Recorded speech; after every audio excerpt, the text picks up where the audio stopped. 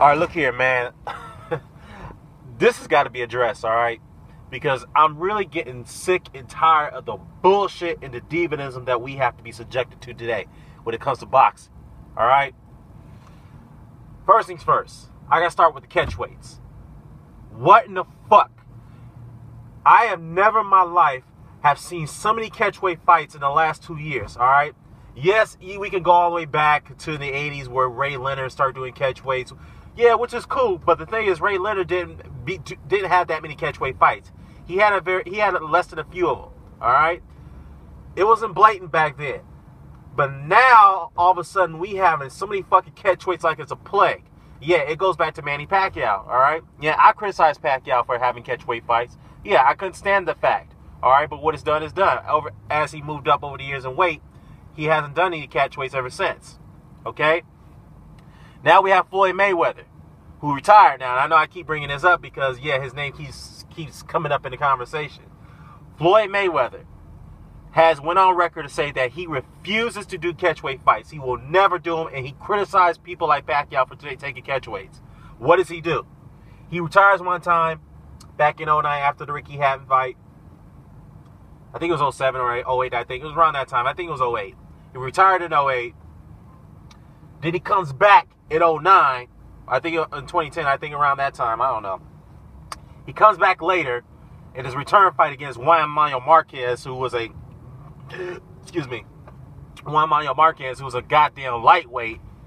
He takes a fight with him, and they were going to fight at a catchweight 144 pounds. All right, a fucking catchweight that Floyd had said himself that he refused to fight at, but he did it with Juan Manuel Marquez. And top it off, he entered the day of the weigh-in. He entered at 150 pounds, which is 6 pounds over the catchweight. He didn't give a fuck about making that weight. He didn't care. All right, but he also had to pay Marquez $500,000 for that.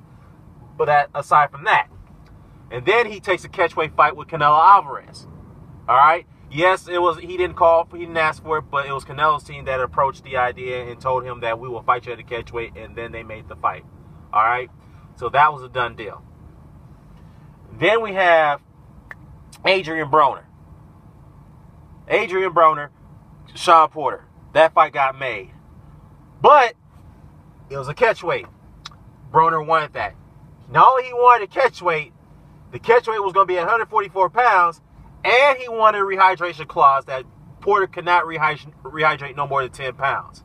But thank God and thankfully that Al Heyman came in there and stripped that clause from that contract. But the fact is, I did not like that fight being made out of catchweight because it wasn't for a title fight, and Broner had no business asking for that shit, and I don't give a fuck what anybody says. All right.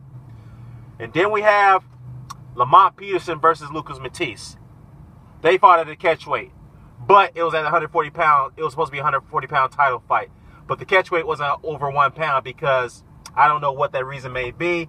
But the fact is that due to that clause, due to that catchweight, the title wasn't on the line. So ultimately, Lamont Peterson got knocked the fuck out in the second round, but he still kept his title because of the catchweight clause that was inserted to their contract. So with that, Matisse couldn't go into the fight against Danny Garcia with another title. Would have made it a unification bout for the Undisputed Championship. So it is what it is. Well, actually, you know what? It would have been because the WBO title was with Ruslan Provodnikov.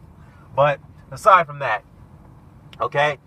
And now we got fucking Miguel Cotto, who I love and respect. I got so much admiration and respect for Miguel Cotto because of the wars and the fights that he's been through. All right? So I'm not going to really judge him, but the fact is he moved up to middleweight. He fought the linear champion at the time, Sergio Martinez, at a fucking catchweight, 159 pounds, and he beat Martinez, which I give him credit for. But now all of a sudden he's pledged that he will only defend his middleweight title at catchweights. What? Oh my fucking goodness, man. Oh my goodness. And top it off, he said that he will not let a boxing organization like the WC dictate how he should fight and who he should fight. Man, get the fuck out of here, man. I love you, Miguel, but you can't come in here with that diva bullshit, all right?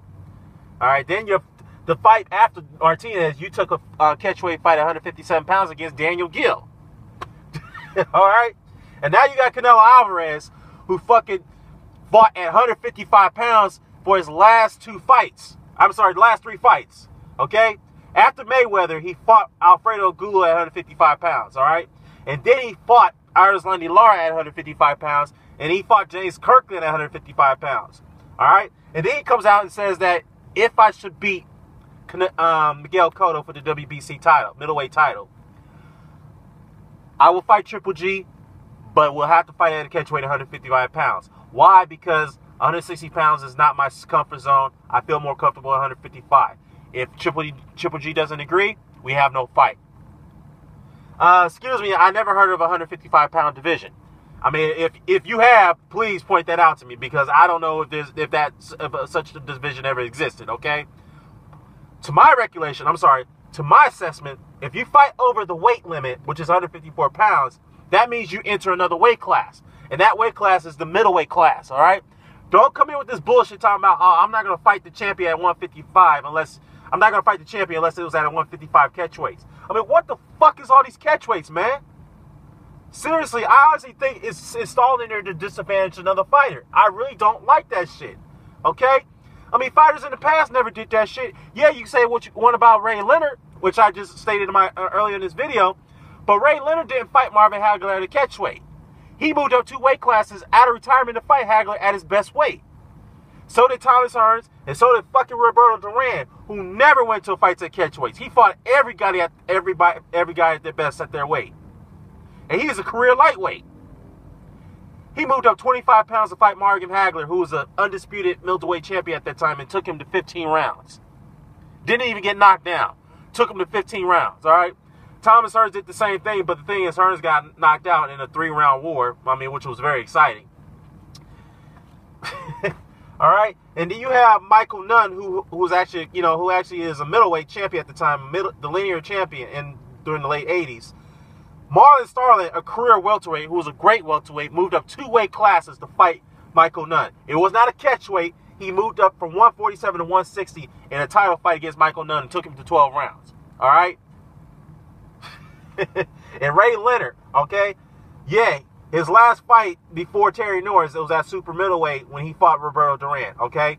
He went down to 154. Not at catchweight. He went down to 154 to fight Terry Norris at his best weight, all right?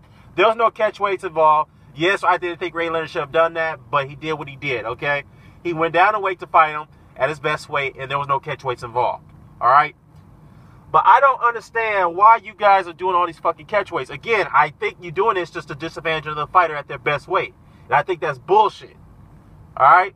And now we got these fighters who are saying, well, I'm not going to fight this guy unless I get more money, like fucking James Kirkland, who's never been a champion, who's not known to draw any money. So why the fuck should he be entitled to more money? I'm not trying to dictate to a fighter how they should be paid.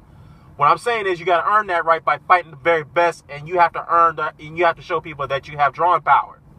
Okay? Oh, man. And people ask me, why do you still watch boxing if you're going to complain? I'm like, look, I've been watching this sport since in the 80s, all right? In the late 80s, at a time when cable wasn't really too much of a relevance, all right?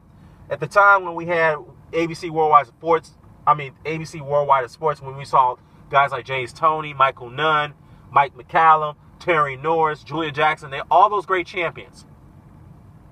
All those great champions and all those Hall of Famers fought on public television. And yeah, eventually they fought on cable. But yet they didn't complain about catchweights or, asking for money. I'm not saying money wasn't involved, but they weren't divas back then. All right, those guys had more passion. They were willing to test themselves. But now we got these motherfuckers who are trying to find low risk and high rewards. It's fucking crazy. And I'm going to tell you why this is crazy, because I'm going to give you an example of this bullshit. Deontay Wilder had a fight not too long ago on network television, a championship fight against Juan Hoppus, who I didn't even know who the fuck he was, but it is what it is. The fight went down. Yes, it was action-packed. It was exciting and whatnot. I'll give Deontay Wilder some credit right there to an extent, but I don't think he should have took that fight. But the fact is, it was on free network television. It only drew 2.5 million views. That's it? A championship fight that draws 2.5 million views in a nation that has over 300 million people. Yeah, some people say, well, it's college football. Well, okay, first of all, college football has been around for years as well. At a time when boxing was so popular that championship fights drew over 15 million views. And when the population was less than 300 million. Oh my God. Well, God, I have to get off here before I fray any further, because my point is this. I think the catchweights is becoming a stigma. in boxing today, along with these goddamn diva demands such as, I want a high risk and low reward. I mean, sorry, a high reward, low risk. And the reason why I'm complaining, and the reason why I still watch the sport, because I love it, and I have hope that it will come around. And I'll give you an example. I was a lifelong wrestling fan, right? When the WWF was, at the time, before they became WWE, was going through some financial woes. They lost a lot of key marquee performers such as Hulk Hogan, Randy Savage, The Ultimate Warrior, all those guys. And they had to rely on Bret the Hitman Hart, who was not really much of a action figure type wrestler or superhero like Hulk Hogan or Randy Savage. But at least Bret Hart did the best he could do. He showed wrestling a different, he pretty much showed the audience that there's other ways to wrestle as far as, applying technicality in matches and make good matches, etc., etc. But at that time, when the WWF was going through its financial woes and losing all their key guys, they had to restructure to compete. They understood that to compete in this environment, we have to give the audience what they want and what they're willing to pay for. And that's why WWF at that time rose to prominence. They eclipsed and they eventually eliminated their rival WCW and ECW along with it. And that's why they're only one standing, even though the product is still as it is today because they have no competition. That's just the way it is. Now, as far as boxing coming back on free public TV is a great thing. And I applaud Al Heyman for that. But my problem is that we've been getting the bullshit PBC matchups as of late. We're seeing too many mismatches. All right? I'll give you an example. Peter Quillen fought a guy from Australia. I forgot his name. I think it's Peter or something. I don't know. He had a very, very difficult last name to pronounce. But he fought this guy, and he knocked him out so badly that he snapped his head back, and he was sent to a hospital. My point is this: if you're going to put on a PBC card, make sure we get the card that is worth watching. Don't put on these bullshit cards where you see these high-profile fighters like Peter Quillen fight in mismatches. It makes no fucking sense at all. And this is the reason why Al Heyman has a tough job and a tough sell, because displaying what happened in the Wilder fight, where it only mustered 2.5 million views, proves a point that fans are turned off of boxing because of the bullshit fight that we got, which was the AKA Fight of the Century early this May. It turned out to be so disappointing that fans are not willing to watch it. We need somebody like Gennady Golovkin to bring it back into prominence. All right? I'm not a big Golovkin fan, but I admire what the man is trying to do. Okay? Yes, there's some things involved when his management called out the 154 and 168 weight division, and Andre Ward had responded to it. And then Golovkin's team come back and say that, well, we'll make the 50-50 split 164 catchweight. Wait, what the fuck, man? You guys just called out the guys at 154 and 168, and all of a sudden you're asking for a catchweight? That makes no fucking sense. All right? If you're going to call out a division, if you guys are going to do some shit like that, don't back away and say, well, we want a catchweight. This is exactly what I'm talking about. These fucking catchweights, man. I just don't like it at all. I really don't like this shit. I really don't. I mean, that's all I got to say. Care to comment, subscribe, sign it off. Peace. Video's done.